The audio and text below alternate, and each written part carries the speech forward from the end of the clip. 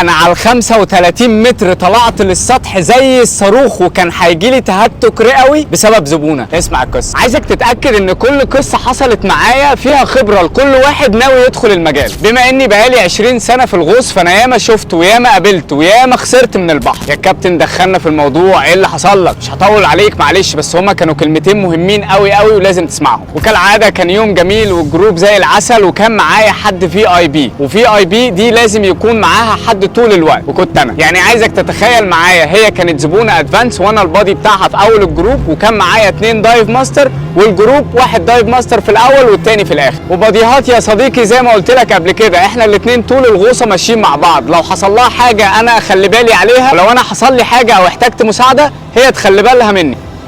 قال تخلي بالها، قال دي كانت هتموتنا احنا الاثنين. المهم ماشيين وغطسانين، والغطسه زي الفل، ومتوقعين ان احنا نشوف اي حاجه تحت الميه. الغطسه بتنجح يا صديقي لما بتنزل تشوف ترتل، بتنزل تشوف سرب باراكودا، تنزل تشوف قروش مثلا او ايجل موري، كده بتبقى غطسه ناجحه، وبنطلع نقول شفنا وشفنا وشفنا. واذ فجاه من بعيد 2 ايجل ري عملاقين جايين من بعيد وباينين قوي وشكلهم جميل. شكر يا صديقي وشاورت للجروب عشان يتفرج معانا، والبادي اللي معايا قلت لها بصي للي جايين، ويا ريتني ما قلت لها، يا ريتني ما قلت لها يا صديقي. وكاني وريتها عفريت.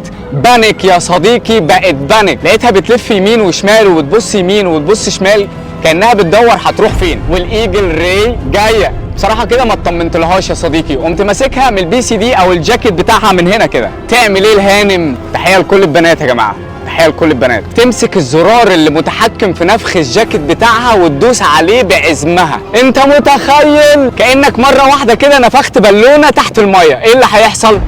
يخرب بيتك. حظي يا صديقي، حظي اللي انا كنت ماسك الجاكيت بتاعها قبل ما تنفخه، بس معنى كده اللي انا هطير معاها. ولمعلوماتك يا صديقي ان في كورس الريسكيو او الانقاذ في الغوص ان انت السيفتي بتاعتك اولا. يعني انا كنت ممكن اسيبها تطير لوحدها فوق، بس انا ما رضيتش، وتفكير سريع مني وتوفيق من ربنا ان انا ايديا جت على كويك دي فليت، وده بيكون حبل موجود في الجاكيت بيفضي الهواء في اقصى سرعه، وبقت هي دايسه على النفخ ومبنكه وانا ايديا من الناحيه الثانيه على الحبل، فبقت المعادله واحده. الموضوع ده تقريبا خد من 35 متر ل 25 متر، بس قدرت اتحكم في ال 25. وقفنا وهديتها وشلت ايديها من الانفليت زرار النفخ.